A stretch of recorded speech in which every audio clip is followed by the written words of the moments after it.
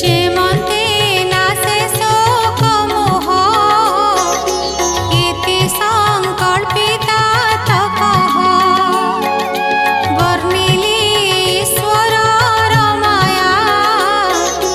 जे शुणे तरे तार काया माया न लागे तार चित्ते जे मुखे गुणे अविरते हेमंत भागवत वाणी नारद ब्रह्मा मुख शुणी